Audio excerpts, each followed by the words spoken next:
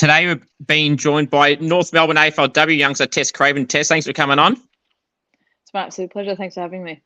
No worries. Now, normally first I ask, tell us a bit about yourself and we'll go you into footy, but you've got bigger things to worry about. Grand final on Sunday, Icon Park, North Melbourne v the Lions. How are you feeling heading into your first final and the teams first? Oh, I guess it's really exciting. I think this is what everyone aims for, to get to this point of the season, and 16 other teams would rather be in our position right now. So yeah, it's very exciting, and obviously, like, for the Roos, it's our first opportunity at some silverware. So yeah, it's very, very exciting for the club as a whole and for us as a team. How's the week been so far? Obviously, we're doing this on a Thursday. So how's the week so far been? Any different build-up in terms of any nerves individually or as a group compared to any other week? Not really, apart from the outlier things like more media, and there's lots, the game was sold out and things like that. But typically we're just trying to keep everything as normal as we can keep it, because our routine has worked pretty well for us so far. So try not to change anything if it doesn't need to be changed. Who do you need to stop at Brisbane to get the win? Because obviously they've got some stars around like every team that gets into a position like this. Who are some players that you feel like you need to quality influence off to get the job done? I guess it's probably a bit less as far as who we can stop as into what we can do. But obviously you got to pay some respect to players like Dakota Davidson and Bree Conan and Ali Anderson, Ulra Dwyer, Sophie Conway. You can go on and on and on. They're in the grand final. They're a bloody good team full of really good players. But yeah, I guess it's just across the board. It's just about everyone doing their job on whoever their respective opponent is, and then doing their job for the team. So yeah, we won't worry too much about individual matchups or anything. But obviously they need to be paid a lot of respect because they are very good players. How was the last few moments of the game against the Crows last week, which I went to and posted about and filming that last final 3 minutes? Now, if people that didn't see the video, it's like I back for North. I'm actually St Kilda, so you would have thought watching that I actually go for North, but I was. How was that? Crows obviously close and it could have gone either way. I was on the field when Hatchard just did her ridiculous specky, and you start getting a bit nervous after that. But I was on the bench for the last probably 2.5 minutes, which I'm actually probably grateful for, because I got to watch us as a team just do what we have been practicing for weeks, which is in a close game, we need to ice it. We need to just take the heat out of it. And yeah, it was great to see that come into fruition.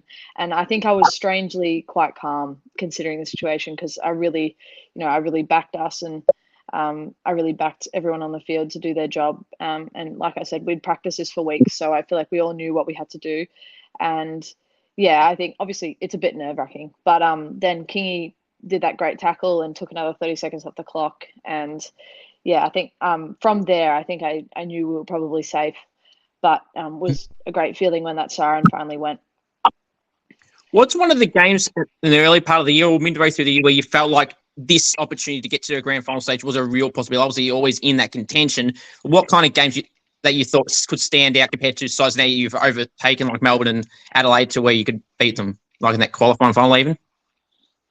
It's probably easy to say that qualifying final, because that's a game we've won very convincingly and everything went great. But I think probably that belief came from our game against Adelaide in round 9. Sure, we lost that game, but we were the better team for most of that day. And I think they just had some moments, and they had a good moment where they took full advantage of it, to their credit, and they won another close game. But I think we really went into that game with a focus to respond, because we didn't play our best footy against Melbourne the week before. And and like, even despite losing, I think we all brought a lot of energy, and we really set our minds to challenging the team and putting ourselves in a position to win. And we did do that. And so even though we didn't get the result we wanted, I do think that kind of clicked in our heads that we actually were really capable of going far. We just have to fine tune a few things. And now here we are. So you mentioned too the Crows, so it was probably a good learning curve, I suppose. They're losing to them in that close game the first time, you're right, you did play better, and it was probably off Neve Kelly's great goal in the last minute of that game in Adelaide to get it done, and then kind of have that extra motivation to face them again. And the same thing with Melbourne, obviously that game at Icon Park a while ago. and then to bounce back against them and then have a big win. So it's good to have some learning, I suppose, from the first two outings against those two clubs and then beat them after that in the where it matters. Yeah, 100%. I mean, I think I read the Adelaide coach. He said something in the week. He said, "I think we give anything to switch places in regards to a close win with us. So in season we won, and I think that's exactly it. I mean, it's never ideal to lose, and obviously you want to finish as high as you can on the ladder. But I think that's a credit to our group. We took the losers as an opportunity to learn and grow and get better, because it's very easy. Unfortunately, in the way the AFLW is, you don't play every team, so it can be a bit hard to tell where you're at. So when you play some of the lower ranked teams, you can feel like you're all on top of your game because certain things just slip through. But I think because we lost in those games, I think it gave us a real opportunity to learn and apply, where we need to fix things and what's not working and what is working. So yeah, 100%. They were really good opportunities for us. So far in your AFLW career, you played 25 games with 3 goals. What got you into footy, and how do you assess so far how you've started your career so far? So I've played footy ever since I could walk, pretty much. My dad played footy all his life, and then as soon as I was old enough, I was straight into Auskick when I was about 5 years old, and then I just like I'm from a country town, so most of the boys around me, we just went through the system together. So I played juniors at my local club, Drysdale, and then played at Geelong Falcons, which is my Coates Talent League club or whatever, and then went there until I was picked up when I was 17 by the Roos, luckily enough. And I think probably a bit of a shaky start at the Roos. I mean, not shaky. I had an injury at the time, and in my first ever preseason, so I didn't get a real run at it. And I only played the one game my first season, but since then I've only missed one other game.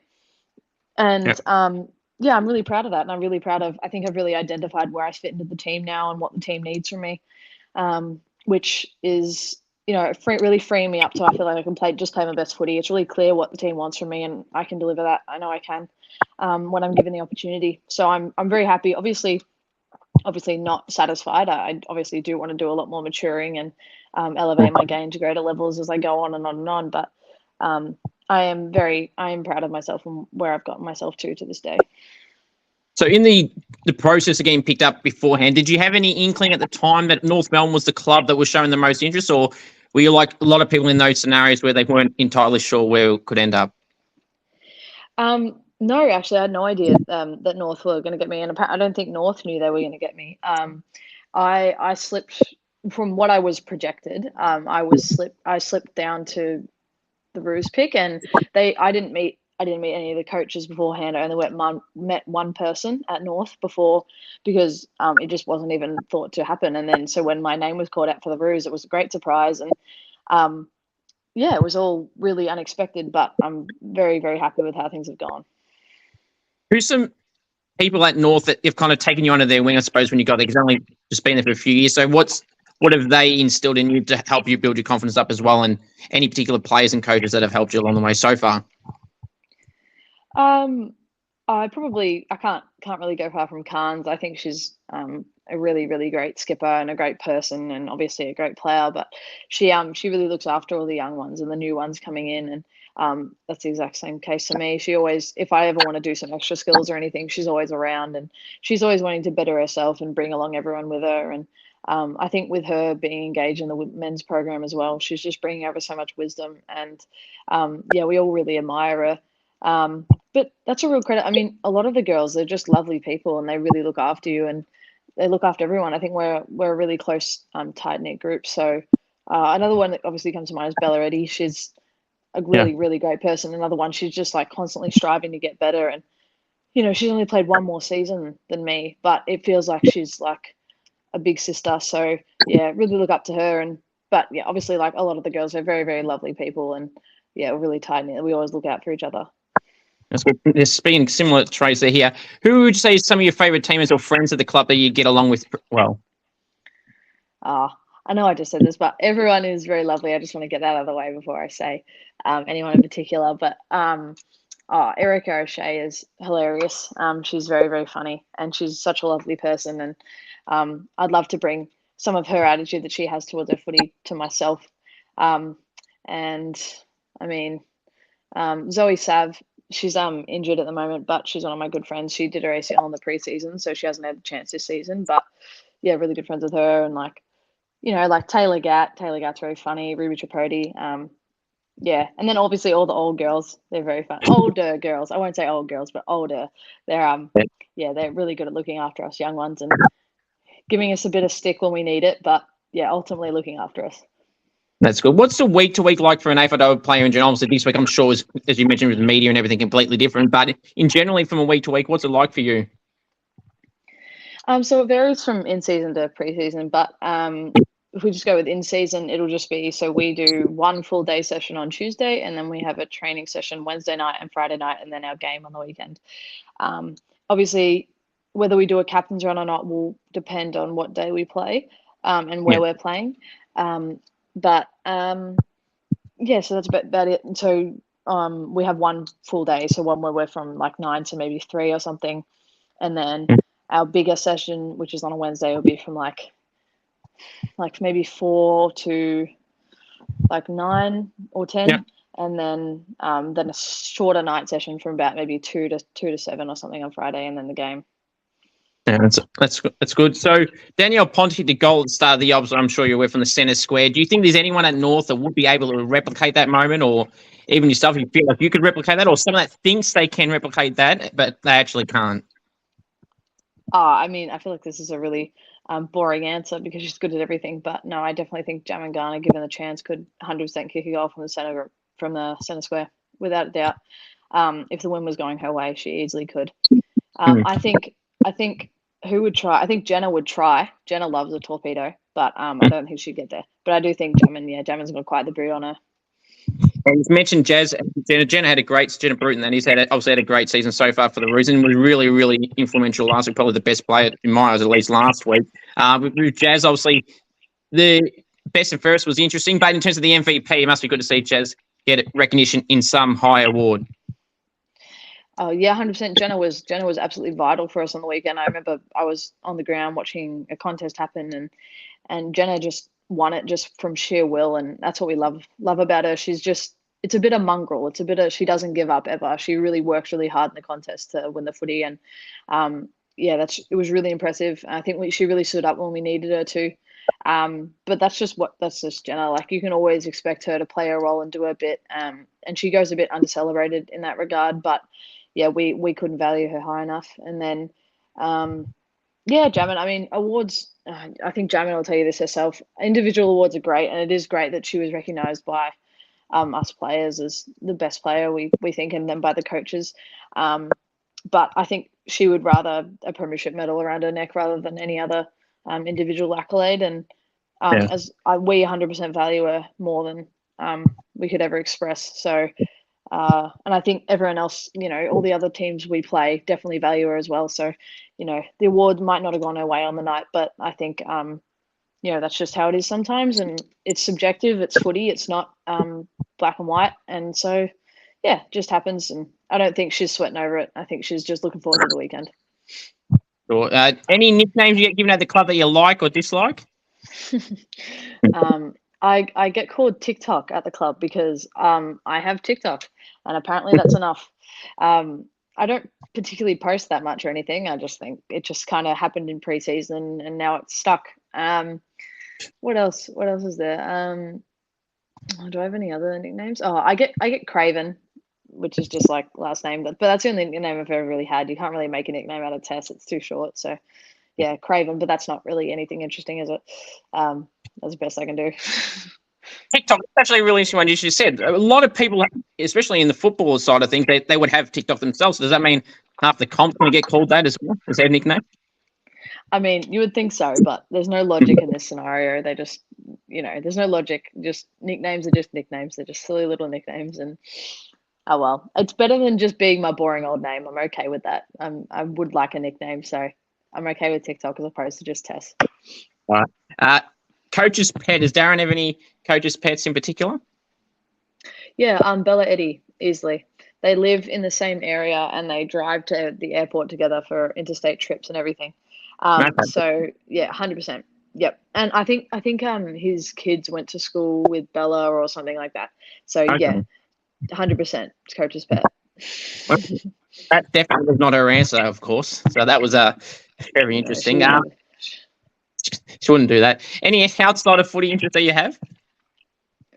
I do uni, but yeah, I mean, footy's pretty all I'm really thinking about at the moment. But I play a bit of guitar here and there, and read some books and stuff, but nothing that existential. Just stuff to take my mind off footy because it can be very all consuming. Yeah. It is good to focus on it when you can, but yeah, it's always good to have some respite with other little hobbies and that. Sure. What do you feel is the best individual game in AFLW for North Melbourne that you've ever played? Obviously, there's been some decent ones this year.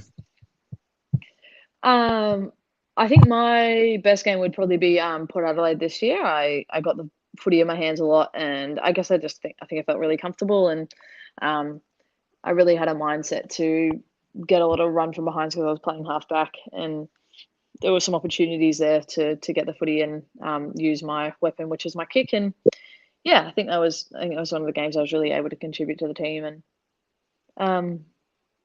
yeah, I'm really happy with it. Happy with that one.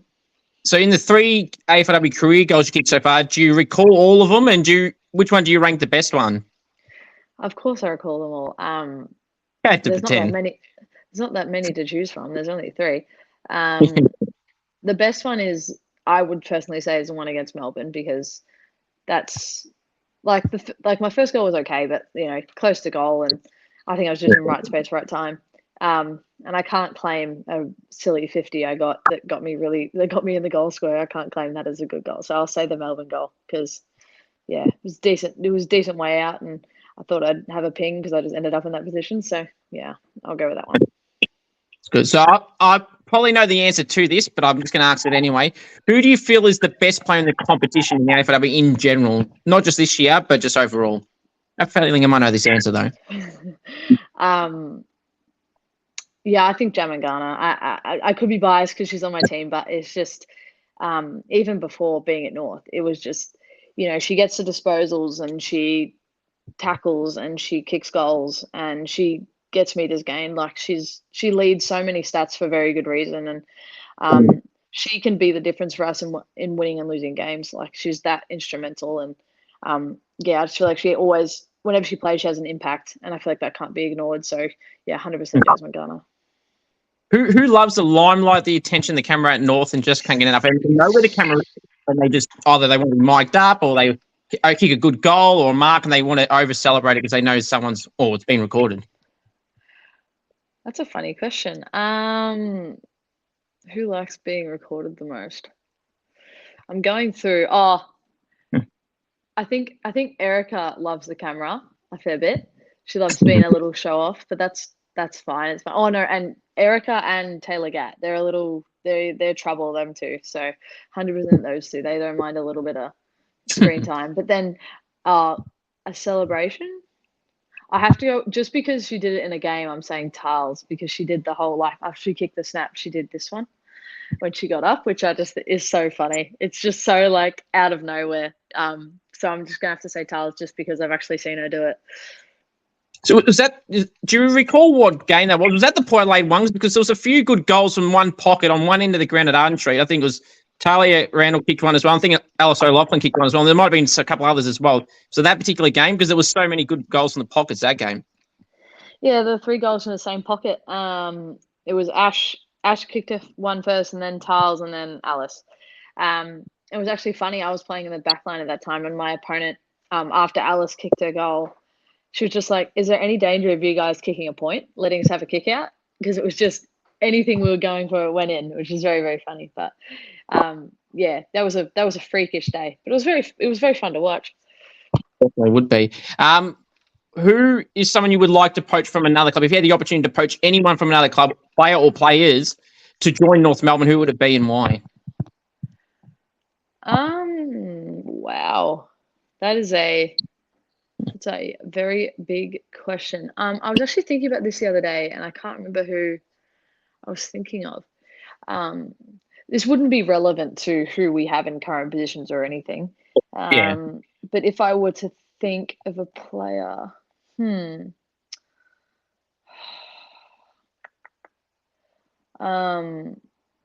particular type of player? I, I feel like just I think probably just because I think she's pretty incredible with her marks. I think she is really dangerous around goal, and she does she gets in multiple positions to take Hmm. genuinely takes hangers all the time, and just finds herself in really good positions. So yeah, I'd probably go with her. I think she's really, really handy. Yeah, they just cut out for a second. Had to cut out the time you said the names. Who was the name you were talking about? Oh, Eloise Jones from Adelaide. Adelaide, nice. Yeah, very dangerous. I think she hit 3 in the first final. I think it was. She had a good game that one. So AFLW fantasy. I know the home and away season finished. This is a while ago. Did you ever play AFLW fantasy? Did you know about it? And do you know anyone that did? AFLW fantasy. Yeah, so we used to select your team hypothetically, and you put all these names, and you get a budget as well. I mean, back in the day, I knew about Supercoach. My dad used to play Supercoach, but no, not really anything to do with AFLW fantasy. I haven't heard too much about it, but probably on the men's side. Yeah. Who would be one that would pick themselves in this type of format? So who would just, no matter the price, no matter how good they are, no matter if they're injured or suspended or whatever, who would pick themselves in that category? Who would pick themselves from North? I'm assuming. Yeah. Who would pick themselves? I think this is quite funny. This is funny. Oh, Mia King would pick herself 100%. It's so easy. It can be fair and warranted if they're a regular and they score well every week. I mean, it's warranted if you're in that category at least, I guess. Yeah, definitely Mia King, no doubt. What's something someone does at the club that you cannot stand at all? Like, does someone they try and scare people? And say a lot of these days, a lot of these clubs are posting people trying to scare each other from bins, hiding around the corner, whatever like that, leaving rubbish around. Anything like that in particular? Probably Jazz Ferguson. She goes behind people and pinches the back of their arms and draws on people's feet when they're getting massages and scares people. She's the pest. So yeah, Jazz Ferguson, when she decides to be a pest, is very annoying. That's fair. Any good off-field stories of the club? Someone that's kind of either come from nowhere or come from another country, because I know a few Irish girls, Neve Martin and obviously Erica as well. Is there any good off-field stories that you feel at the club that someone has a story that's a bit different to everyone else? A bit different. I mean, yeah, the Irish girls are they're very inspiring because they come from a completely different world and put all their faith and come over, and they're very lovely people. I could be biased because I'm friends with her, but I just think Zoe Sav, she was picked up in the rookie draft by Croc because Croc did a coaching session at her school, which is Wesley. So did a coaching session there and just saw her play and thought she was good enough and just had one kick with her and then decided she was good enough to draft, and she's played 3 games and had so many shots at goal. So I just think that's so cool that she was given a chance and she's just soaked it up with everything she has, and she has a lovely family who are so invested in the club. So yeah, it's not traditional by any means, but I really do think it's impressive. Well, that's good. As I said, it's a different way. I mean, every story is good, I suppose. But yeah, it's nice to kind of hear these different ones that are outside of the draft, I suppose, or someone that, even if it was through the draft, someone that wasn't, say, expected to get picked up and then they just straight out of nowhere. Some of those stories are good to hear as well. And there's some over time as well. Who is some of the toughest opponents you've had to match up on in AFLW so far, individually? Oh, individually? I mean, I was on Chelsea Randall against Adelaide at one point. And I mean, I was on Neve Kelly last week, and you never want to give her too much space. And I've played on Ola O'Dwyer before, and all the Irish. You can't tell what the Irish are going to do because they're so quick. So once they've made a decision, you can't keep up with them. But yeah, I mean, they're probably the ones that come to mind because. I'm trying to think of anyone else. There's a lot of Irish girls. You mentioned a few there. There's so many in the competition nowadays, and there's a lot of them that are actually really good as well. Seem to adapt. Oh yeah, I mean, given apart from the obvious differences between Gaelic and AFL, it's pretty transferable. And I mean, that's a credit to a lot of the Irish girls. They go in 100% and they learn, and they, like, just speaking on the Irish girls we've had at our club, they just they jump right in, they do extras, and they try and learn, and they put in all the effort to learn the skills, and then their fitness is second to none. And most importantly, their attitude is always just so, like, happy and so glad to be there, and they're a pleasure to be around. So yeah, it's a real credit to them, because it can't be easy coming from another country to play a sport you've just heard of. But yeah, it's very impressive. Mark of goal of the year, which one would you rather take and why? I'd have to just say goal of the year, just because I think every little kid practices goals from the boundary for no reason from as young as you can be. So I'm very guilty of that. So I think I just have to be goal of the year, because then I can show that, hey, I was actually kicking the goals from the boundary for a good reason. It wasn't a waste. I agree. I'd definitely do rather goal of the year, and plus that's where you can bring out the celebration. Not only do you get your good moment in actually kicking it, you can also celebrate it as well. Very true. Very true. Rising star tip, obviously this year went to Zali Goldsworth by one vote of Ali Morfitt, but there was so many names you could probably put up for that award. Who did you have, in your opinion, winning the award? Obviously Zali, Alla Roberts, Goldsworthy, Morfitt, Schultze, Jazz Fleming. There's a few others that were up there. Yeah, I think it probably is hard to just not go with Goldsworthy, just because of the amount of goals she kicked in a team that didn't kick a lot of goals. So I think her presence in the forward line is really impressive for such a young player, and I think she'll have a really bright future at the Giants. So I think it would be hard to look past her. But then again, Ali Morfitt also had a really good year, and she really was a big part of Sydney getting to where they got. Now, you did briefly mention earlier about this season, about not having to play everyone else, and I'm sure you feel like every player does, really, that an extended season is warranted. I think it's 12 games next year, and then more after that. I think it might be 11, maybe 12. We'll see how we go. I don't know if 12 is guaranteed yet. Okay, I'm sure they would love more games, the better. Yeah, 100%. Obviously, yes. Yeah. Interstate trips. Are you a fan of interstate trips?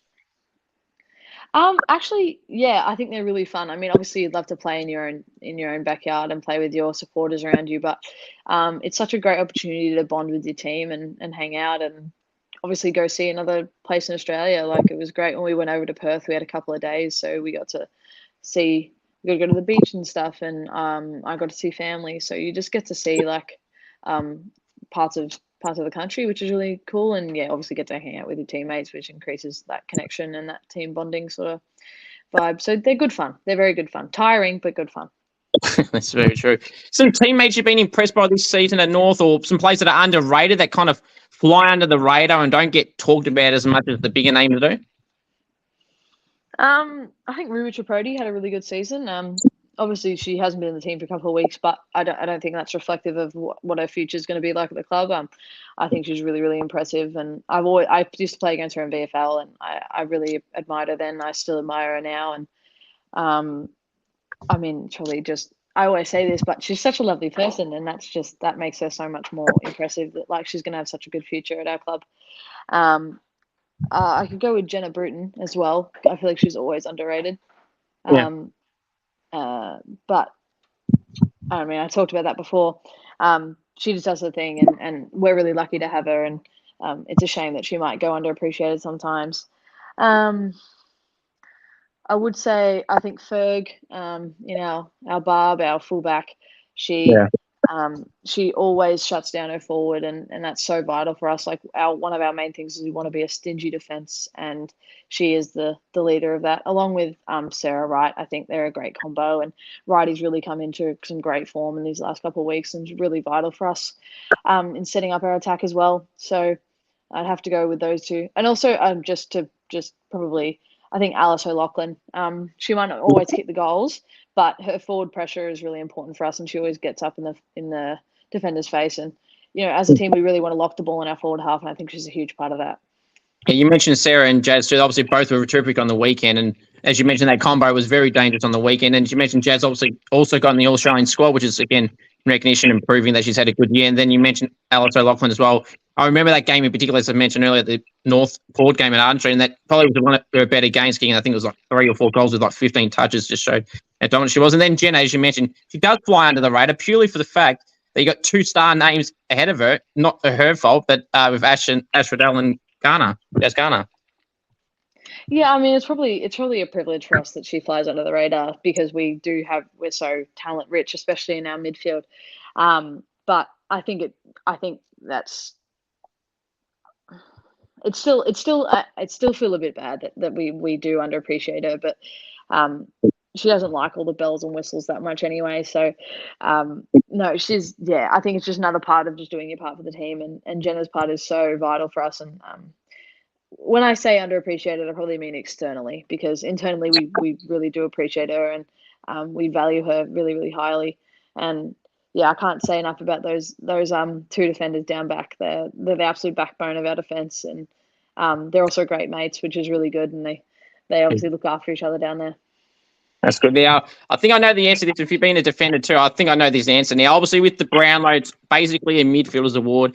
Then you got the Coleman, which is clearly directed to forwards. And then you got Ruckman that kind of start to get more votes and get a bit more recognition. Do you feel there should be some form of a defenders award, an official title? That's a hard one. It's a difficult one because it's not a very glamorous role. So it's hard to find an award for it. Maybe yes, perhaps, but I also think the day and age in which footy's heading to a degree where there's less and less pure defenders. You have like running defenders, and you have one-on-one defenders, and then you have like intercepting defenders. So you'd have to find your criteria for a defender, and it's good enough for an award. And then you find certain defenders like Emma Carney who are going to get Brownlow votes because they get so many touches. So I think it might be meddling a bit too much. And I think people are honoured in certain respects, like all Australian teams or Alice 22 under 22 teams. So I'm not sure it's totally necessary, but that's just me, and I would be open to it if it were to ever be introduced. But I think it's just a bit difficult with all the categories of defender. That's fair enough reason too. Any advice for any young boys and girls that want to play AFLW and AFL in their future years, and any advice you'd give to them to push through to the journey that you've gone to so far? The hardest thing I found is just having belief in yourself, because for a while there, it's not until your last year or when all the draft is happening or when you get drafted that all the external people will say congratulations and stuff. You have to prove to yourself that you're worthy to be there, and if you don't believe it, you can't convince anyone else of it. So I think it's just back yourself in. Don't listen to external noise. Do what you know works, and then probably once you get there, and if you're lucky enough to get there, I think you got to make your focus first on how you help your team. You want to be a cog in your team before you want to be the star of the team. And it's hard because you see the stars, you see Nick Dacos, you see Georgie Press-Barkses and all that, and Charlie Rowbottoms, and the standout Harry Sheasels. But that isn't the story for everyone. They are genetic freaks who were just made to be stars, but that's not everybody. And I think it's really important to go in with a team first mindset and then build from there. Wrap it up with a quiz, Tess. I really appreciate you on now. Every AFLW that I play, I've recently asked this. So how it'll work, there'll be 3 questions. You get 2 clues, then you'll have to guess. If you get it wrong, I'll give you the final clue. Then that second chance, we'll have to get it right. Now, no pressure, but of all the people I've had, I think maybe 6 people I've done it with. I wish I started this when I started doing these interviews.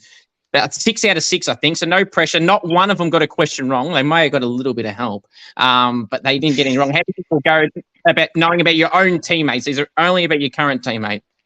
I think I'd be quite good at it, actually. All right, let's see. Confidence, we love it. Right, okay. So question 1, the first 2 clues. They are a rising star playing just in general, and they've kicked 1 career goal. That's the first 2 clues for the first guess. Wait, so is it an official Rising Star nomination or no? Just a Rising Star. I'm using it as a Rising Star contender in general. I've had a complete blank, and I'm not 100% sure if they have got one, but if they haven't, they should. Okay. Yeah, so can I guess now? Go, fire away. one career goal, rising star, Ruby Tripodi. No. Oh, No. I know who it is now. The other You can give me the third go. Give me the third clue, but I think I know who it is. They've got some speed about them. Okay, Taylor Gatt. Perfect. I was worried for a second there. Oh, that's one. That was the easier one. But Well, that's I mean, that's okay. It's okay.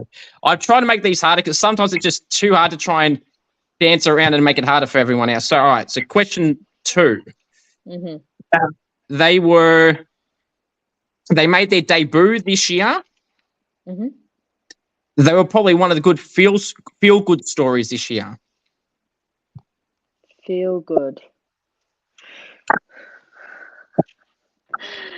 It might be a giveaway. We didn't to last. Huh? I got another clue. If you were to get this wrong, that's probably a dead giveaway. So I want to see if you can get it through here. A dead giveaway. Okay. Well, I'm gonna say, is it Neve? Steve Martin. Yeah. The dead giveaway would have been they recently got surprised last week. So that Yeah. Perfect. 2 for 2. Let's see how you go for the last one. I hope it's the hardest one, but we'll see. Okay, so this player, surprisingly, has played at 2 AFLW clubs, and they've played 25 games. 25 games for 2 clubs. Combined, yeah.